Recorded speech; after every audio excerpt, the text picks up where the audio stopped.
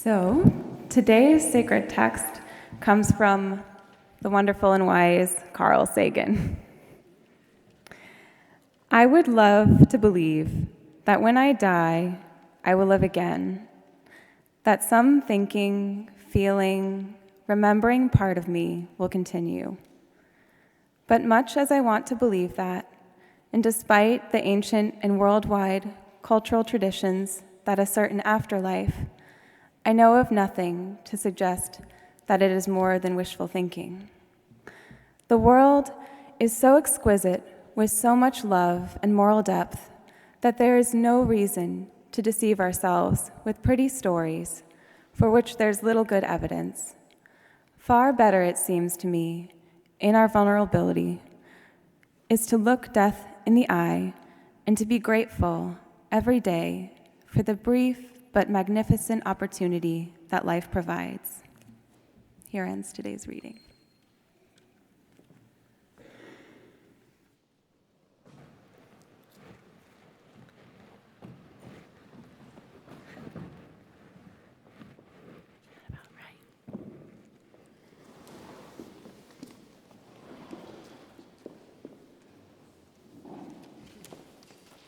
Welcome, Elbe. So Elbe, you've heard, is an artist, an author, a pop art singer. Did I get that right? Sure, why Something like that. And a neighbor. I met Elbe when I first moved here from Boston. I had the pleasure of going to Brielle Gardner and her husband Jamie's wedding reception, and was in the kitchen and saw the wedding cake, and the cake topper was a Lego couple.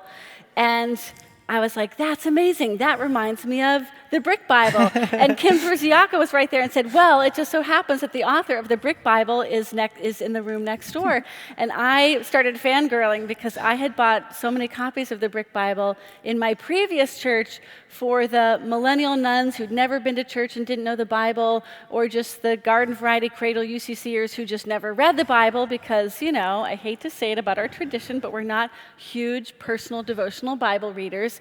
And a lot of the folks in our church had found the Bible very intimidating. And of course, your gift to the world was to demystify the Bible in ways that were illuminating and also quite alarming, right? Which is what the Bible is supposed to do. It's supposed to wake us up and shake us awake and make us think about the world a little differently. I meant before I invited Elbe up to say, this is our first Art Meets Life Sunday. So, yay! Forgive me if I'm a little awkward in my role. I'm acclimating to the Oprah-ness of it all. But I had this idea, or maybe it was someone else's idea, and I'm stealing it now, that we have so many amazing artists, journalists, writers, luminaries right here in the Bay Area whose work makes us think, makes us feel, fills our souls, and that we owed it to ourselves to have some of them in, because artists are the great prophets, truth tellers, and keepers of holy imagination in our world. They're co-creators with God, and they're not all people of faith, but they can speak to our faith and illumine our faith. Elbe today is, in fact, an avowed atheist. But at our church, we don't need people to co-sign our beliefs in order to shore them up. And in our church, in fact, we believe quite a wide variety of things, and we have many folks who identify as non-theists or agnostics or atheists. So we believe that every conversation like this just sharpens our faith. So Elbe, you, as I told the children, you grew up in church. You grew up Episcopalian, and that suited you just fine till about the age of 12 or 13, the age of reason, and then you started to ask some big questions. Yeah, I, as you said, grew up in the church. I grew up in the Boston area, the suburbs, and my mom, who I'm happy to say is here with us today, Yay. was a Sunday school teacher at the church, even the Sunday school superintendent. So I had a church background, and it was, as you say, around 12 or 13 that I went through just kind of a personal skeptical phase. It was it was at the end of early childhood and segueing into a little bit into the adult world, and I had realized just sort of as a self-assessment that I was still kind of clinging on to some of the, I guess what they call magical thinking of childhood. Just if you're not familiar with that term, as an example, I would, I think the human brain can be a little overactive in trying to find patterns in the world, and I think there's also a striving to have some control over an uncontrollable world. Yes. And so it would be things, kind of nonsensical things, like if I brought a certain book to school, things would go better that day. Maybe a girl I had a crush on would notice me, something like that. And I might notice that if I brought the book that day, things went well. I didn't bring it, and things didn't go so well. So I would, go out of my way to bring that book, even if I didn't need it. And adults will do this too. I remember in Boston there was a famous baseball player who always ate a piece of chicken before he went out into a game. And Baseball is a religion, and it has all its rituals that attend it and superstitions, right? yeah, so it was kind of recognizing that. That magical thinking is, in a way, sort of childish, that I wanted to leave that thinking behind. And so I went into this skeptic phase, and I didn't have my sights trained on religion, but as I went down that path, then my religious ideas and beliefs were not spared. Yeah. Marcus Borg, who's a theologian, has talked about pre-critical faith, so that magical thinking phase of faith where we just really believe quite literally all the stories of the Bible, the nativity, the animals at the manger with Jesus, or the animals in the ark not eating each other up. And then we go through this unsettling time of deconstruction of our faith. And for a lot of us, I think it's a little bit older, probably late teens. And then from there, some of us do stay in that place, and some of us move on to what he calls post-critical naivete, so we kind of get that naivete back. But you never did. You still have this very clear-eyed, unsparing view of the world, and yet you're an artist, and what you do requires tremendous imagination and really a sense of the magical. So how do you square that? Yeah, I certainly have nothing against imagination. I think it's really important. I think just I've stayed of the opinion that as an adult in particular, it's important to have a pretty clear division between make-believe and reality. And I think stories about dragons and fairies can be important and moving and teach you things, but I don't think it's the best idea to build a worldview around dragons, fairies, other things that don't exist, and certainly not a system of morality around it. Yeah. Progressive Christians, we like to say we take the Bible literately, but not literally. What is the role of literature? I mean, even for sort of non-theist Christians, what is the role of literature in teaching us and shaping us morally? Yeah, well, I'll say that. And is there a way? I mean, you did the Brick Bible to really expose the violence of the Bible and the harm that it's done, and still continues to do, frankly, particularly among fundamentalist Christians, the way it reinforces, patriarchy or authoritarian parenting. Certainly, we've not been liberated from that. But can it be read with other filters, read with a different hermeneutic, the word I learned in seminary? Can it be a liberating text? Yeah, so when you talk about there's different approaches to the Bible. There's the fundamentalist view that takes it all very literally, and if you go down that path, there's obvious serious dangers. Yeah. I worry just as much about more of a figurative approach to the Bible, because I feel like once you're of the opinion that when the Bible says A, what it really means is B, that just kind of throws open the floodgates to the Bible just kind of being tea leaves that you can take anything from, and there's no kind of basis for agreement on it. Right. I think the Bible, to me, is a fascinating book. mostly in a historical sense. I mean, I'm interested in all sorts of humankind's, earliest stories and texts, like the Epic of Gilgamesh I was just reading this week, and I find it utterly fascinating. To me, a liberative approach to reading the Bible is one where you don't come to it with certain preconceptions or axiomatic beliefs, and I feel like even the sense I get from you is that you kind of can't shake the idea that the Bible has something of great value to impart to us today, whereas I think that's kind of rubbish. I think that the Bible talks to us as much as, say, the Epic of Gilgamesh, and I think if you could approach the Bible the way you might approach the Book of Mormon or the Quran, where you know that these other people revere it, but you kind of want to hold off judgment and let it speak to you. And if you read the Bible and you find its morality very compelling, if you find it has great things to teach you, great. But yeah, I think the liberative way is to try to leave your preconceptions or axiomatic beliefs that it's a good book kind of behind. And if you come to that conclusion afterwards, great. A friend of mine, one of the shorthand phrases for the Bible, particularly the New Testament, is the good news. Gospel actually means good news. And, as a preacher, I often start in a really hard place with a text. I often start in a really combative, annoyed place, And a friend of mine, a preacher friend, says, if it's not good news, keep working on it. Keep listening to it, keep wrestling with it until it gives up its goodness. It's sort of in there somewhere. It's a hard nut, and like lots of nuts, there's layers that are not nourishing, and there are layers that are bitter.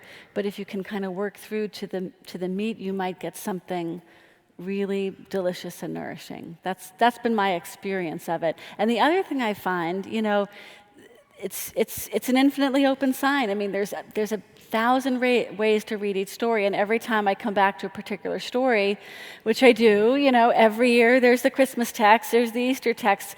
I'm different. I've had a different life experience, so it's kaleidoscopic. I can see something else from it. None of this is to proselytize. I'm totally happy to have different points of view, but just to tell you what my experience has been. Let's look at a couple of the images from the Brick Bible. Some of my favorites. This is God resting in a hammock on the seventh day of creation. Even God gets naps. See, that's an important piece of my theology right there. The holiness of naps.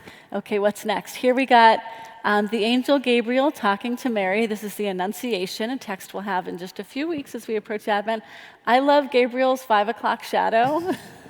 Why did you make that artistic choice, Elbe, to give Gabriel a 5 o'clock shadow? The Bible never really describes physically angels, and one thing I noticed reading the text is, I think before I read the Bible, I had the notion from pop culture that angels are typically look female, or femme at least. Right. But when I read the Bible, it seemed like every angel I came across was presented as male. And I think there were a few characters in the Bible that I wanted to look very traditional and be very recognizable, like Jesus or Moses. I just wanted it to, when people just saw it, they would go like, oh, that's Lego Jesus, that's Lego Moses. But I had more fun with some of the more minor characters that the Bible doesn't, it's a lot of artistic license. And I thought, well, who knows what these angels look like? Why wouldn't they occasionally be scruffy? Are they all clean shaven? Do they all have long beards? We don't know. That's awesome. What's next? The Last Supper, classic. Da Vinci-like, and what's next? So here we get into some of the harder stuff. This is Jesus at his bris, right? Yeah, circumcision is a little bit tricky to get across in Lego, but also kind of funny. Yes, indeed. And what do we got next? This is John the Baptist, his head on a platter before Herod and Salome. And this is really arresting. So this is after the flood, Yes. which progressive Christians love to, point out the goodness of God and the love of God, and God saying, "I'll never, ever, ever destroy humankind again. I'll never destroy creation again." Right. Again, I'm done with that part. But you would not let God get away with that as just a moment of joy and healing. You can see the skeletons of those who have died all spread out on the ground. You're making us confront God's violence in that moment. And I think that's a really powerful thing. Okay, what's next? This is Jesus in the Garden at Gethsemane.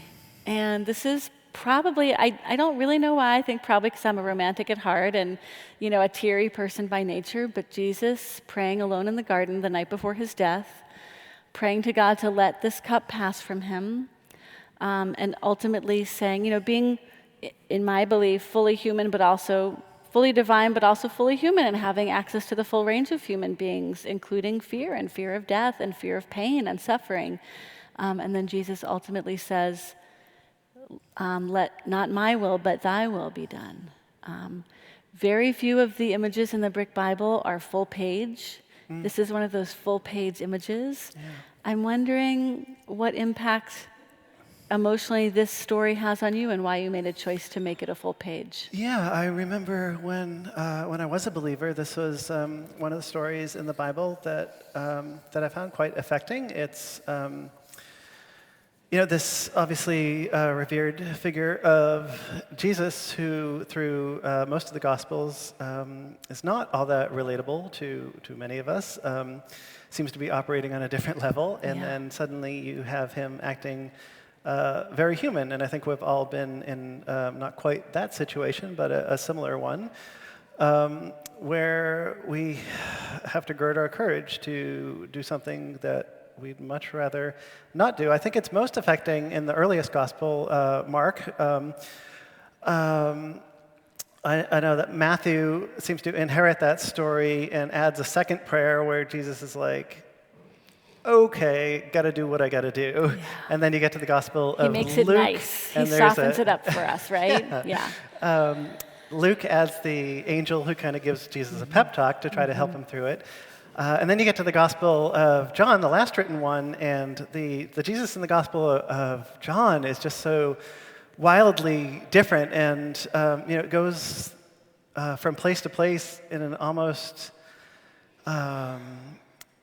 megalomaniacal way, just saying like there is no way to the Father except through me. Oh yeah. And mafioso so, Jesus. Yeah.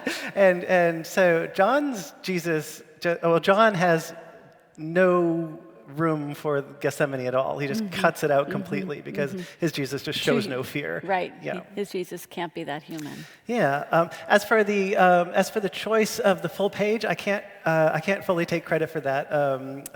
Working with my publisher, it was more the choice of the layout person who decided what would get a half page, what would get a full page. I had some input on that, and occasionally I'd be like, really, that one? No, let's do this one instead. But I don't think I was responsible for the garden, and I think the Ascension and the Gethsemane scene are the ones that got full pages, and I was good with that. Amazing. I was struck in one of our earlier conversations this week that you said part of when you really began to examine your faith and dismantle it, part of what spurred that was the inefficacy of prayer, the fact that prayer didn't work, This might be too personal, and you can say no, but what prayers were you praying when you were 12 that went unanswered? That's a good question. It's hard for me to remember, like 3 decades ago, what specifically I was praying for, but I think I was, trained to pray for certain outward things, like the health and safety of my family and loved ones, and I think on a personal level, especially as a child, I prayed for some personal things, for some outcomes to come out better than others. I think I tried to ask God for things that seemed like good things, and I was kind of like, why would God not grant that prayer? A lot of us ask that question. Yeah, right. But for me, the inefficacy of prayer was not just related to my own prayers. I thought a pretty good sense of what other people were praying for. Not things that were that different from what I was, but it didn't seem like the prayers did anything. It just seemed like events happened, and seemingly in just a random order, as random an order you would think of as if nobody had done any praying at all. Yeah, that's painful. Somewhat, but I think also liberating to no longer take life on life's terms, or expect things to come out of prayer, and just felt like seeing things more clearly. Yeah. A little shift. Our tradition, the UCC, has a theologian. His name is Walter Brueggemann, and he said this: "Every totalitarian regime is frightened of the artist. It is the vocation of the prophet to keep alive the ministry of imagination, to keep on conjuring and proposing futures alternative to the single one the king wants to urge as the only thinkable one." Elbe, we're Facebook friends, and I see all your posts, and you're a political activist, and you're a visionary, and an idealist, and a prophet, and also very practical. So hearing this quote, what do you think is the role of the artist in the totalitarian regime? Well, to be honest, I don't know that much about art created under totalitarian regimes, like art created in under the Nazis or say in the Roman Empire that wasn't a product of the state, that wasn't created in to promote the state, and that may just be a kind of gap in my historical knowledge, but I feel like when you're in a totalitarian regime, that's an extremely dire strait, and there are warning signs certainly in our society, but we are not there. And in a totalitarian society, a subversive artist is obviously putting a target on their back, and I would not blame artists in such a regime of seeing art as kind of a luxury that can't be afforded, and that more practical, organized, political or even military resistance is the order of the day at that point. I feel incredibly lucky to have been born into a state that grants its citizens many freedoms, and so for me, creating art has been about taking best advantage of that opportunity. I feel extraordinarily lucky, and I feel that there's a certain responsibility for me to do the best I can to create something good with the opportunity I have. Thank you. Two last questions that we plan to ask all of our guest artists for Art Meets Life Sunday. What are the gods of this age? It's a little bit hard for me to answer, but I'll take a stab at it. I don't believe in gods any more than I believe in the Easter Bunny, but I can answer in terms of who or what are people treating as a god, and the sort of obvious to me and unfortunate answer would be Donald Trump. I feel like there are a lot of parallels for me between the God of the Bible and Donald Trump. I feel like, and I will come clean with you guys. It's a little bit weird for me to be here today, and if you want to get a sense of how it is for me, you could imagine going to, say, a Women for Trump, or Blacks for Trump, or Trump social justice meeting. It's like, hey, I believe in what you're doing, but your foundation is It's very odd to me. But yeah, as for the other parallels, I mean, I see the God of the Bible as basically an authoritarian strongman. He demands loyalty above all else. He, whereas like Trump wants his critics jailed or killed, but can't do that yet. The God of the Bible is routinely killing his critics. They both have sons who kind of have the same name and support their terrible policies. See, you're prophetic. So yeah, it's a little weird for me. And I also want to say, you called me a prophet, and I feel uncomfortable with that because I feel like a prophet is, in my understanding, someone who claims a special relationship with God or a special ability to speak on behalf of God or gods, and I don't see that as my role. I think that is one definition, but another definition I've heard is not that prophets read the future, but they read the present.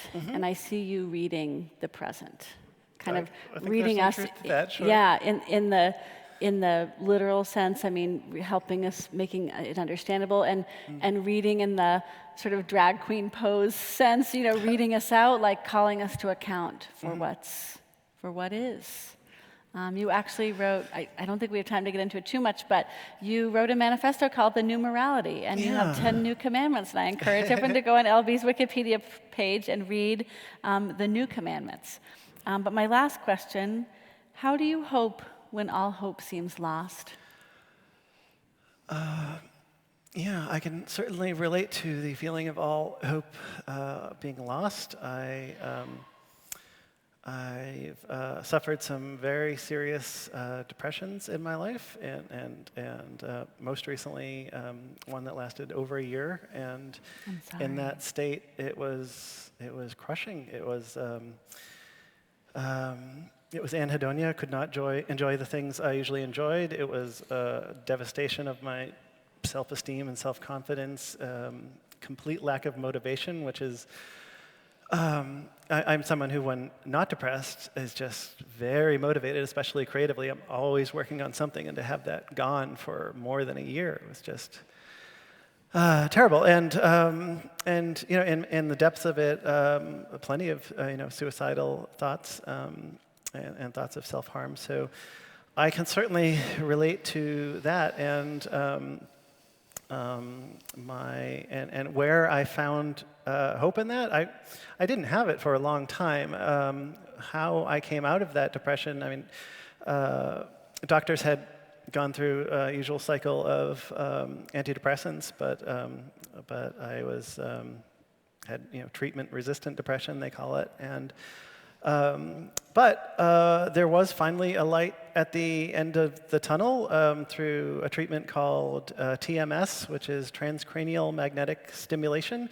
It was a series of, I think, 36 half-hour sessions where they had magnets on the brain, and that sounds a little woo, but there's good science behind it, and it has helped a lot of people with treatment-resistant depression. And it was about halfway through those treatments that I found it was working. I was coming out of the depression, and by the end of it, I was out. And there was another. I wasn't right back to my my normal self. It took another year of recovery, but finally, I'm back to Elbe.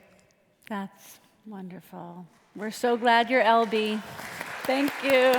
And thank you for being here today. It's such a pleasure.